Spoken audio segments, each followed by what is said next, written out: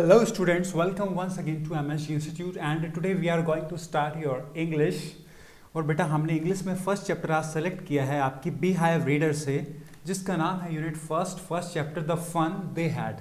बेटा ये बहुत ही एक इंटरेस्टिंग स्टोरी है और इसमें हम कुछ इंटरेस्टिंग ही पढ़ने वाले हैं। So let's start here. बेटा स्टार्ट करने से पहले I want to talk to you. बेटा आज हम इंग्लिश स्टार्ट कर रहे हैं। सो इंग्लिश का आपके स्टडी में बहुत वेटेज है, ना कि आपकी एकेडमिक एजुकेशन में but also in your life. ठीक है बेटा। तो इसलिए आपको इंग्लिश पे ग्रिप बनानी है, इंग्लिश पे मास्टरी करनी है। और वो कैसे होगा? वो आप स्पीकिंग कीजिए, आप राइटिंग कीजिए, आप रीडिंग कीजिए। ठीक है बेटा। Because English not a subject, it's a language. और बेटा लैंग्वेज पे मास्टरी कैसे होती है? लैंग्वेज पे मास्टरी करने के लिए हमें उसको स्पोकन अच्छी होनी चाहिए, हमें रीडिंग अच्छा होना चाहिए और हमारी राइटिंग अच्छी होनी चाहिए, तब जाके एक लैंग्वेज पे मास्टरी हो पाती है। ठीक है बेटा, फाइन। तो उसके लिए आपको क्या करना है? उसके लिए आपको अपनी रीडिंग इंक्रीज करनी है, रीडिंग करना है कुछ भी जो आप चाहो, चाहे वो स्टोरी रीडिंग करना हो, न्यूज़पेपर हो, न्यूज़ हो, any other what you like, कुछ भी आप जो पसंद करें आप उसको रीड कीजिए, बस रीडिंग करनी है। ठीक है, जो भी आपका इंटरेस्ट हो। तो जैसे जैसे आप रीड करेंगे बेटा आपकी वोकैबुलरी इन्हेंस होती जाएगी, आपको ग्रामर का पता चलता जाएगा, ऑटोमेटिकली आपकी इंग्लिश फ्लुएंट होती जाएगी। लेकिन बेटा राइटिंग नहीं करनी जैसा कि आप बचपन से करते आए हैं, सिर्फ writing writing writing. Not okay, it's not time to write, it's time to speak, it's time to speak fluently. Okay बेटा। आप स्पीकिंग कीजिए, राइटिंग कीजिए, रीडिंग कीजिए, सभी कुछ कीजिए। ठीक है बेटा, क्लियर? तभी आपकी इंग्लिश अच्छी होगी। अदरवाइज बेटा क्लास में पास करते जाओगे, स्कोर भी आता जाएगा, लेकिन इंग्लिश पे कॉन्फिडेंस नहीं आएगा। वो कॉन्फिडेंस तभी नहीं आएगा तब आप इसको एक सब्जेक्ट मान के डील करोगे। बेटा सब्जेक्ट नहीं, इसको एक ये लैंग्वेज है और लैंग्वेज हमेशा उसके 3 to 4 स्टेप्स होते हैं। सबसे पहले hearing, second is speaking, and then reading, and then writing.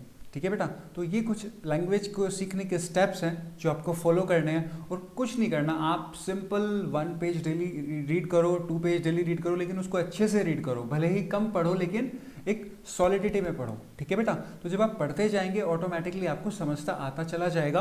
और अगर प्रॉब्लम आती है so don't worry about it, I am always here for you. So बेटा आपको जो भी डाउट है आप उसकी वोकैबुलरी गूगल पे सर्च कीजिएगा, डिक्शनरी में सर्च कीजिएगा। अगर नहीं फाइंड आउट कर पाते या आपको नहीं समझ में आता then you may ask me. Clear बेटा? ओके। इससे आसान कुछ हो नहीं सकता है। तो बेटा करते हैं अपनी इंग्लिश का आज फर्स्ट चैप्टर स्टार्ट। और ये है आपकी बी हाइव रीडर, जिसका यूनिट फर्स्ट है द फन दे हैड। बेटा द फन दे हैड का मीन्स क्या हुआ? द फन का मतलब होता है प्लेजर, एंजॉयमेंट लेना, है ना, जिसको हिंदी में हम बोलते हैं मजा लेना। और द फन दे हैड बेटा पास्ट है, तो मज़ा दे हैड, दैट मीन्स इसका मीन्स होगा वह मज़ा जो उन्होंने लिया। ओके, उन्होंने लिया, कब लिया था? पास्ट में लिया। तो कुछ पास्ट की बातें करेगा यहाँ पे, कुछ पास्ट की बातें करेगा। और ये चैप्टर बहुत इंटरेस्टिंग होने वाला है, बहुत एक इंटरेस्टिंग स्टोरी है। देखते हैं क्या है बेटा ये। So the fun they had, बेटा इसको ऑथराइज किया है, इसको राइट किया है, जो इसके राइटर हैं, ऑथर हैं, वो है इसाक एजिमोव। इसाक एजिमोव, तो इसाक एजिमोव इसके ऑथर हैं। तो अभी सबसे पहले हम ऑथर के बारे में जान लेते हैं। जो इसाक एजिमोव हैं वो ऑथर के बारे में थोड़ी इंफॉर्मेशन ग्रैब कर लेते हैं। Isaac Asimov was an American writer and professor of biochemistry at Boston University. He was known for science fiction. बेटा साइंस फिक्शन आपने मूवी देखी होगी साइंस फिक्शन की, ओके, साई-फाई मूवीज़। तो साइंस फिक्शन के जो हैं वो राइटर हैं इसाक एजिमोव। जो भी उन्होंने राइटिंग किया साइंस फिक्शन के बेसिस पे की है और popular science. Asimov was a prolific writer. बेटा प्रोलिफिक मतलब होता है कि बहुत ही ज़्यादा नॉलेजेबल आप कह सकते हैं। प्रोलिफिक का मतलब होता है वैसे गहरा, जैसे बेटा प्रोलिफिक राइटर, वैसे गहरे को समझ तो नहीं पाओगे, लेकिन बेटा ये इंग्लिश है, ये इंग्लिश को सेंस से समझना पड़ता है। ठीक है, सेंस भी लगाएं। प्रोलिफिक राइटर मतलब एक बहुत ही अच्छे नॉलेज वाले राइटर थे, आप ये कह सकते हैं प्रोलिफिक राइटर। जैसे मैं आपको बोलूँ अगर आप बहुत अच्छे से पढ़ते हो, तो बहुत ही अच्छे से आप पढ़ते हो तो आप कहलाओगे प्रोलिफिक स्टूडेंट। ठीक है, प्रोलिफिक स्टूडेंट। अगर कोई डॉक्टर है बहुत बढ़िया से अच्छा सा, उसको अच्छा खासा नॉलेज है, तो वो कहलाएगा prolific doctor.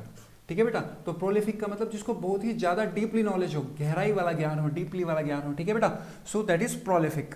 So Asimov was a prolific writer who wrote और एडिटेड मोर देन 500 बुक्स। बेटा इन्होंने 500 से ज़्यादा बुक्स एडिट की हैं और लिखी हैं। तो देख लो, आपसे तो एक बुक नहीं पढ़ी जाती, इन्होंने 500 बुक लिख दी हैं। तो बेटा just we should inspire from him.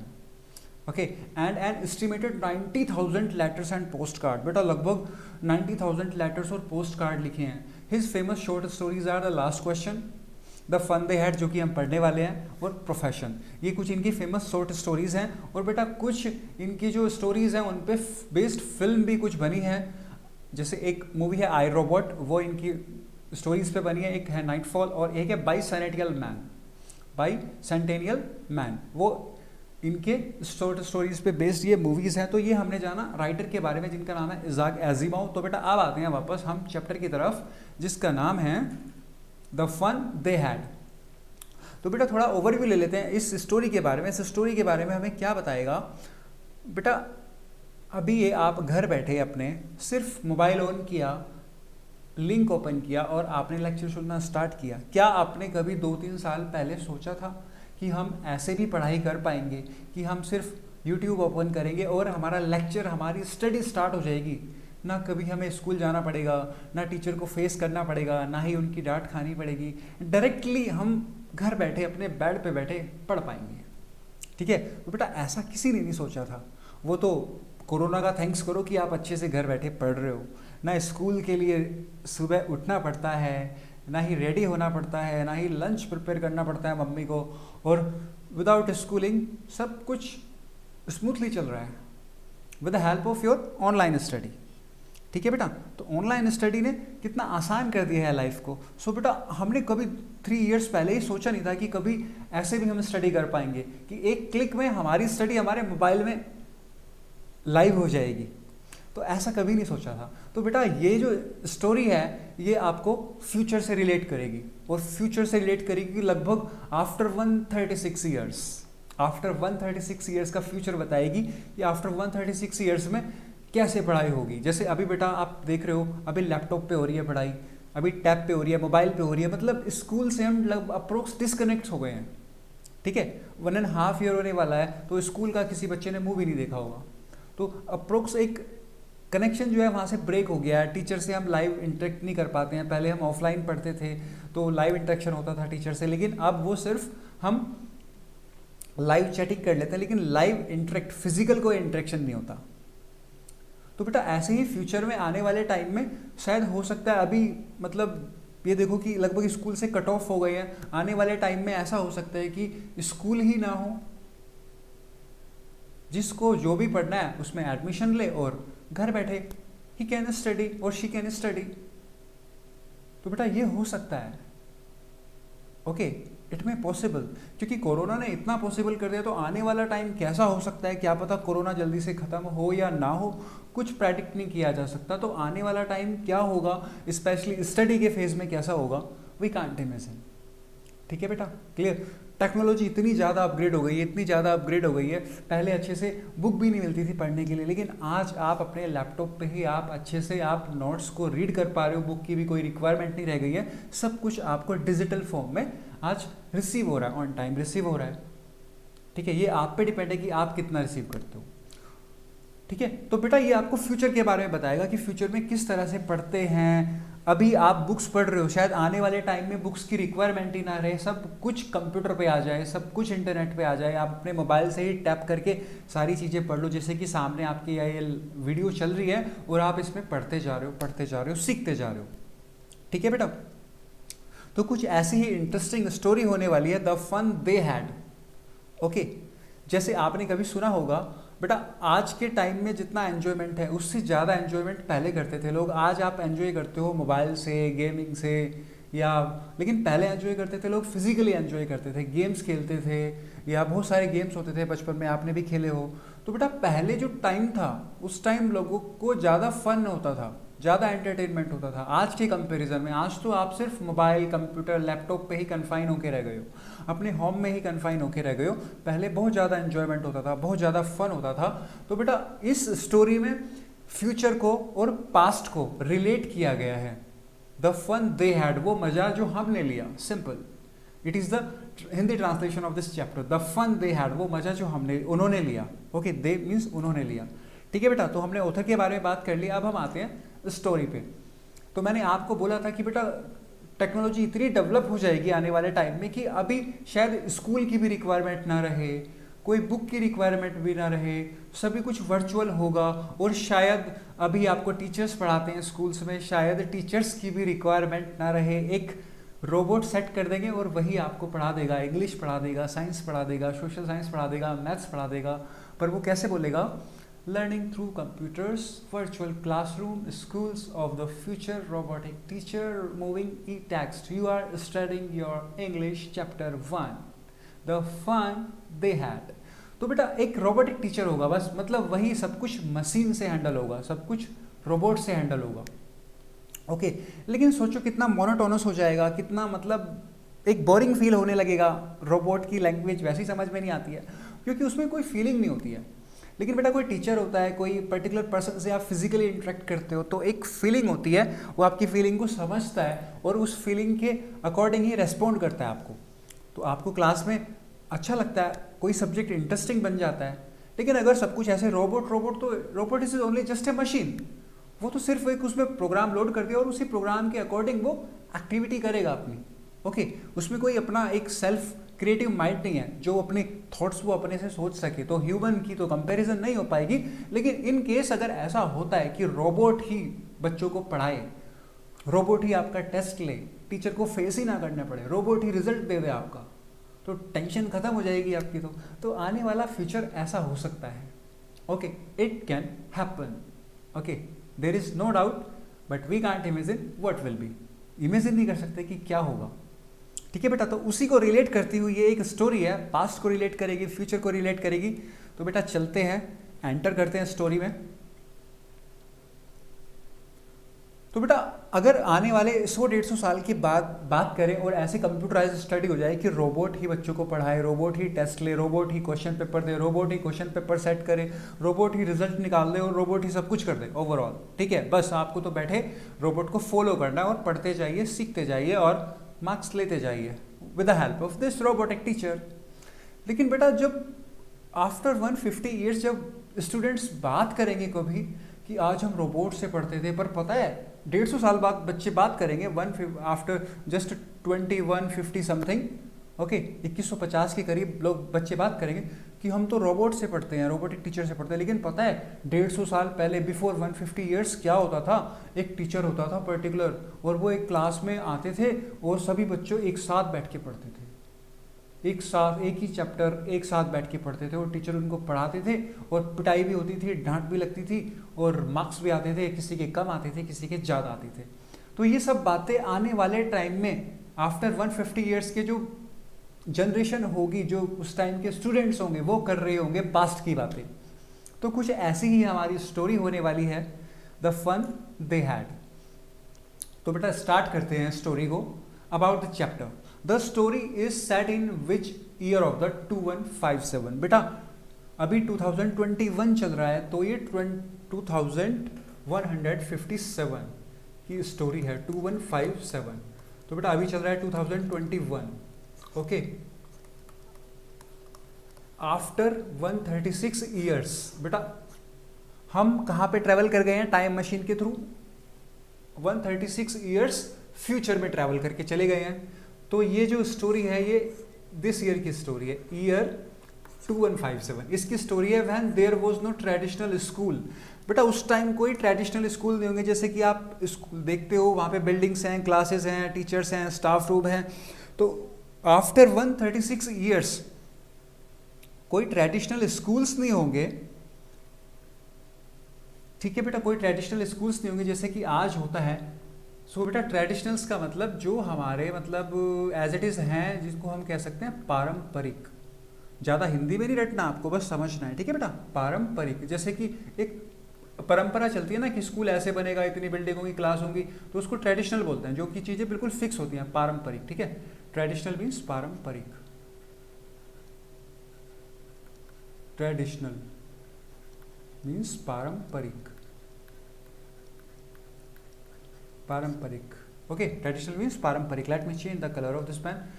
So traditional school, it shows the future of education which will become computerized completely.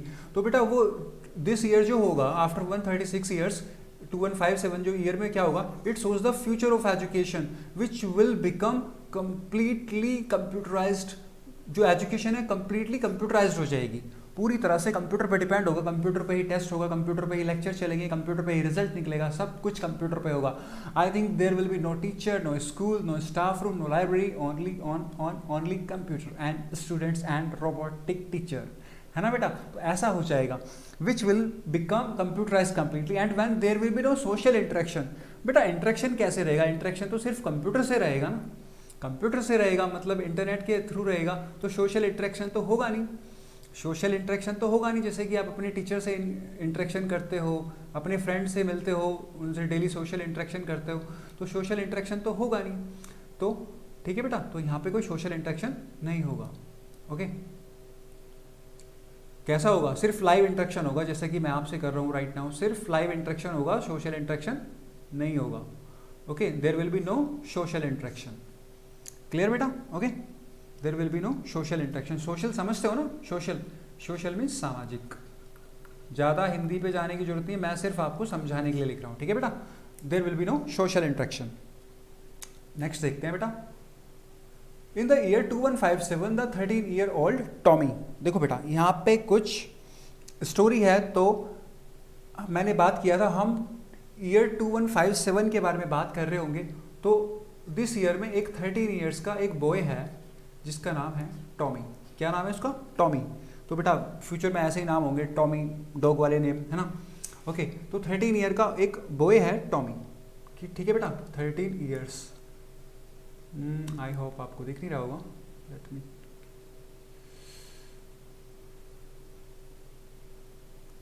तो बेटा 13 ईयर्स का एक बॉय है टॉमी. कौन से ईयर में, 2157 में. ठीक है बेटा, Tommy. Clear. And find and old book. बेटा वो क्या करता है, वो एक ओल्ड बुक को फाइंड करता है. 2157 ईयर में टॉमी को एक बहुत ही पुरानी बुक मिलती है, बहुत ही पुरानी बुक, कम से कम 100-150 साल पहले बुक. तो ही एंड मार्गी. बेटा मार्गी क्या है, मार्गी उसकी फ्रेंड है. मार्गी, ही एंड मार्गी, ही एंड मार्गी. मार्गी उसकी फ्रेंड है, हु इज 11. वो कितने ईयर्स की है, 11 ईयर्स की है. Find it strange that word on paper don't move after having been read. बेटा जब वो उस बुक को ओपन करते हैं और उसको पढ़ते हैं, कौन, टॉमी और मार्गी.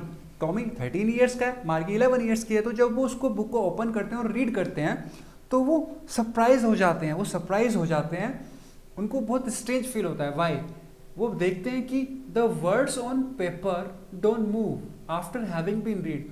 वो ये देख के स्ट्रेंज हो जाते हैं, सरप्राइज हो जाते हैं कि हमने वर्ड्स को पढ़ भी लिया है लेकिन फिर भी वो मूव नहीं कर रहे हैं, फिर भी वो मूव नहीं कर रहे हैं.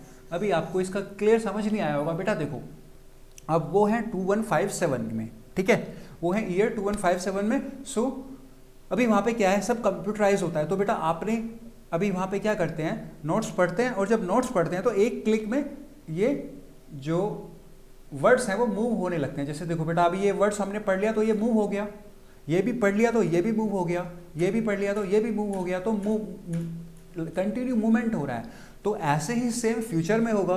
लेकिन बुक में तो ऐसा नहीं होता ना. बुक में अगर आप पढ़ लो तो वो मूव थोड़ी करता है, जैसे कि अभी मूव कर रहा है, ऐसे मूव थोड़ी करता है. लेकिन तो बेटा उनको उस बुक को देख के बहुत ही स्ट्रेंज फील हुआ कि हम तो जब हम पढ़ते हैं स्टोरीज कंप्यूटर में, लैपटॉप में, तो वो जब हम पढ़ लेते हैं तो हम मूव कर सकते हैं उनको, वो मूव हो जाती हैं. लेकिन ये तो वर्ड्स मूव नहीं हो रहे. तो उनको बहुत स्ट्रेंज फील हुआ ये देख के कि ये बुक के तो जो भी वर्ड्स हैं वो मूव नहीं हो रहे हैं.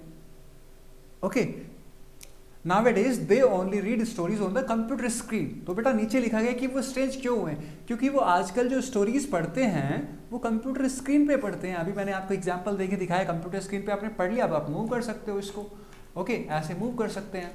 Okay, so nowadays they only read stories on computer screen. The books tells them about schools century ago. तो बेटा ये वाली जो बुक उनको ओल्ड बुक मिली है, बहुत पुरानी बुक है, ये अप्रोक्स 150 ईयर्स अगो की बुक है.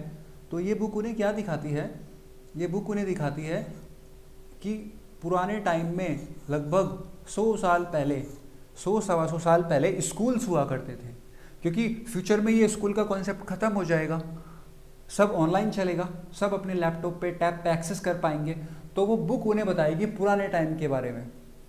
2157 से बिफोर 136 ईयर्स बताएगी पुराने टाइम के बारे में कि एक टाइम ऐसा होता था कि स्कूल्स होते थे और स्कूल्स में एक टीचर होता था और एक टीचर वो सारे स्टूडेंट्स को पढ़ाते थे।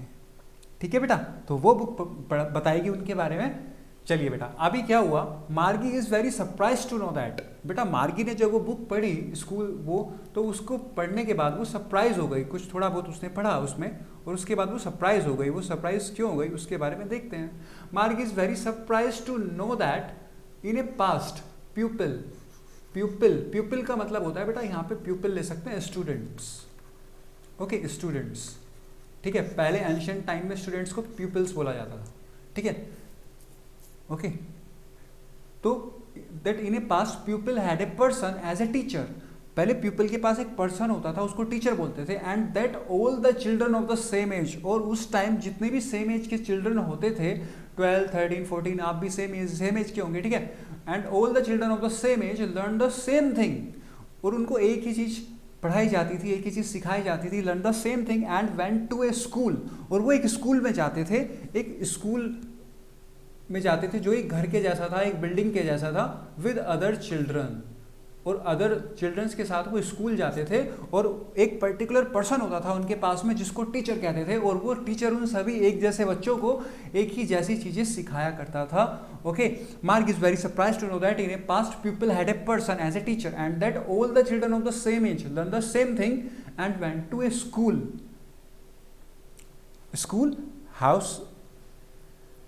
हाउस या school building with other children. बेटा स्कूल हाउस या स्कूल बिल्डिंग का मतलब स्कूल से ही है यहाँ पे। ठीक है, ओके। सो स्कूल हाउस या स्कूल बिल्डिंग क्या मीन्स है यहाँ पे, स्कूल से ही मतलब है। ठीक है, आप तो स्कूल को जानते हो ना। अभी वो बच्चे ज़्यादा अपग्रेड हो गए हैं आफ्टर 136 ईयर्स, तो अभी उनको तो ऐसा लगेगा कि ये स्कूल क्या है। आपको तो पता है स्कूल क्या है, स्कूल बिल्डिंग। स्कूल बिल्डिंग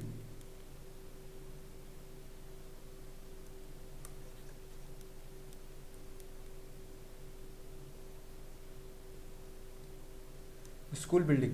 तो बेटा कुछ इस तरह की बातें की जाएंगी और बहुत ही इंटरेस्ट आएगा जब वो इस बुक के बारे में अच्छे से डिस्कस करेंगे यहाँ पे।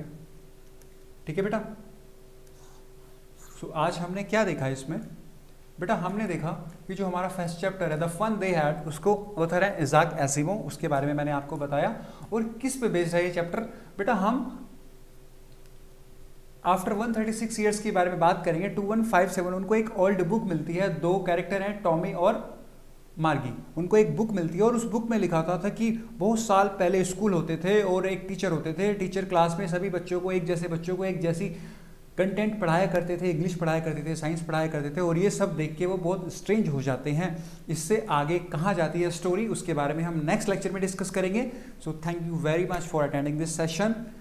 Nice meeting you for the next lecture. Keep smiling, keep preparing. Have a nice day.